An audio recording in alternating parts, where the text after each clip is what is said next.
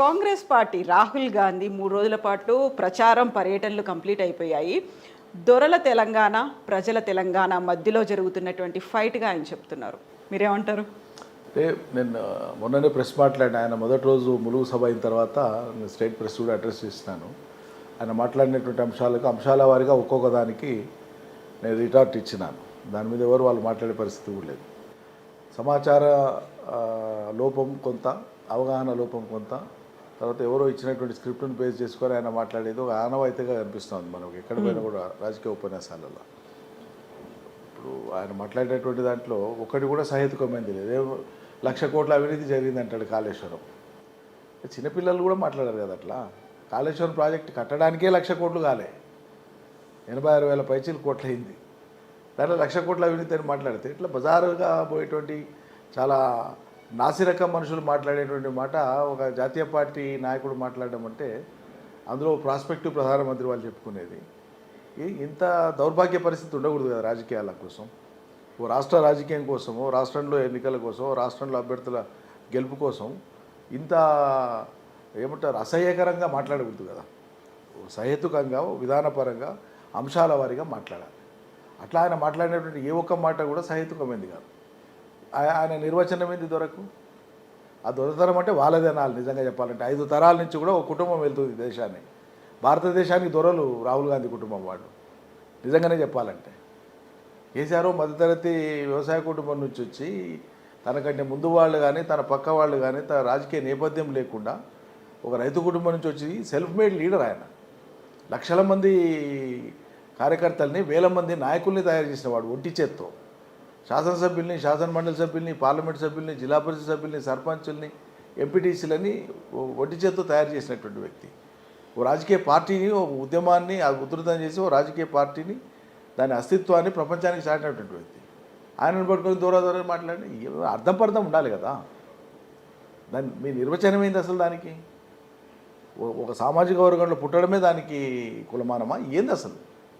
ఇట్లా మాట్లాడడం మూలంగా ప్రజలకు ఏదో అపోహ కల్పించడమా? నిజంగా ఇవాళ దొరలు ఎవరు?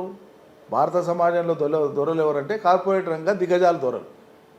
అదానీలు, అంబానీలు దొరలు, ఫార్మా కంపెనీల పెద్దలు దొరలు, మల్టీనేషనల్ కంపెనీలు ఇక్కడ బ్రాంచులు పెట్టుకున్న వాళ్ళు దొరలు, ఇక్కడ రియల్ ఎస్టేట్ వ్యాపారాలు చేసి పెద్ద పెద్ద కంపెనీలు పెట్టుకొని సంపాదిస్తున్న వాళ్ళు వీళ్ళంతా ఆధునిక దొరలు. దొరతనం అనేది తెలంగాణలో కాదు, ఇంకెక్కడ కూడా లేదు. అది అంతరించిపోయింది. ఫ్యూడల్ వ్యవస్థనే అంతరించిపోయింది. ఇవాళ ఉన్నటువంటిది నికార్సైనటువంటి ప్రజాస్వామ్య వ్యవస్థ. నికార్సైన ప్రజాస్వామ్య వ్యవస్థలో పోరాటం చేసి సాధించుకున్నటువంటి ఒక రాష్ట్రం ఇది. సకల జనులను కదిలించి సకల జనుల ఆమోదంతో ఏర్పడినటువంటి రాష్ట్రం ఇది. సకల జనుల ఆమోదంతో ఏర్పడినటువంటి ప్రభుత్వం ఇది. సకల జనుల ఆమోదంతో 2 సార్లు ముఖ్యమంత్రిగా ఎన్నుకోబడి 3వసారి ముఖ్యమంత్రిగా ఎన్నుకోబడడానికి సిద్ధమవుతున్నటువంటి దాన్ని పట్టుకొని నువ్వు దూరని మాట్లాడితే పసలేని వాదన.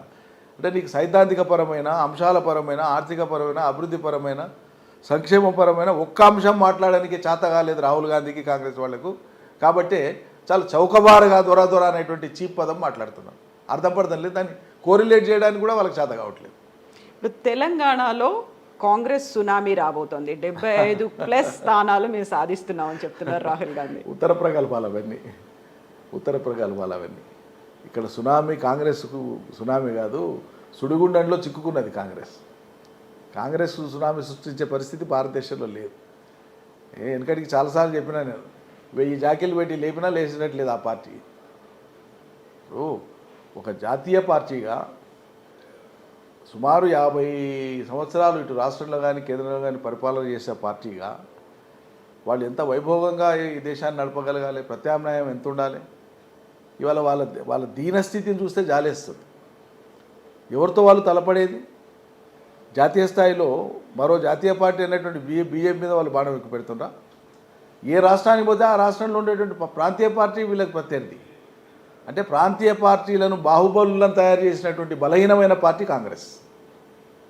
రాజకీయంగా ఈ దేశంలో ఉండేటువంటి భిన్న సంస్కృతులు, భిన్న భాషలు, భిన్న సాంప్రదాయ ఆచారాలు, భిన్న ఆస్పిరేషన్స్, ఆకాంక్షలు ఉన్నటువంటి ఈ భారతదేశము రాష్ట్రాల సమాహారం. ఈ రాష్ట్రాల్లో ఉండేటువంటి ప్రజలకు, ఒక రాష్ట్రంలో ఇంకో రాష్ట్రంలో ఉండేటువంటి ప్రజలకు ఉండేటువంటి ఎమోషన్స్ వేరు, కనెక్టివిటీ వేరు, హావభావాలు వేరు. వాటిని ప్రాపర్గా అర్థం చేసుకొని నడిపినటువంటి జాతీయ పార్టీ సక్సెస్ అయింది. వీటిని ప్రాపర్గా అర్థం చేసుకోకుండా కాంగ్రెస్ పార్టీ ఎప్పుడైతే రాష్ట్రాల మీద పెత్తనం చేయాలని, ఎప్పుడైతే రాష్ట్రాల ఆకాంక్షల్ని తొక్కిపెట్టాలని చూస్తూ వచ్చిందో అప్పటి నుంచే భారతదేశంలో ప్రాంతీయ పార్టీల పుట్టుక మొదలైంది. ఇది కాంగ్రెస్ గ్రహిస్తలేదు ఈరోజు కూడా. నేను మొన్న కూడా ఇంటర్వ్యూలో చెప్పిన, నిజంగానే కాంగ్రెస్ ఆయా రాష్ట్రాల్లో ఉండేటువంటి ప్రజల అభిలాషల్ని గౌరవించే తలుచుకుంటే ఆ సమస్యల్ని షార్ప్గా పరిష్కారం చేసి ఉంటే ఒక జాతీయ పార్టీగా, ఇవాళ అస్సాం గణ పరిషత్ అనేటువంటి ఒక విద్యార్థి సంఘము ఒక రాజకీయ పార్టీగా ఎదిగి యూనివర్సిటీ హాస్టల్లోకి వెళ్ళి విద్యార్థి నాయకుడు ముఖ్యమంత్రి బంగ్లాలోకి చేరుకునే పరిస్థితి కాంగ్రెస్ కల్పించింది దేశంలో. ప్రజా జీవితము, రాజకీయాలు, ఓనమాలు కూడా తెలియనటువంటి ఎన్టీ రామారావు లాంటి ఒక సినీ నటుడిని ముఖ్యమంత్రిని చేసింది కాంగ్రెస్ వైఫల్యం. తమిళనాడులో ఈ రోజు వరకు కూడా ఎంట్రీ దొరకలేదు. కేరళలో ఎవరితోనో పొత్తు కుడితే తప్ప కేరళలో స్థానం లేదు కాంగ్రెస్కు. కర్ణాటకలో ఏనాడు వచ్చిన అధికారాన్ని చక్కగా నిలబెట్టుకునే పరిస్థితి లేదు. మొన్న చావుదప్పి లొట్టపోయినట్లేదు, గెలిచినా మొన్న 6 నెలల కింద కర్ణాటకలో ఇలా అక్కడ హామీలు అమలు చేసుకునేటువంటి పరిస్థితి లేదు, చాతనీత లేదు, చితికిల పడిపోతున్నారు. బెంగాల్లో అక్కడ ప్రయోగాలు చేయబోయి విఫలమైపోయి మమతా బెనర్జీ చేతుల్లో ఫుట్బాల్ తన్నులు తిన్నారు.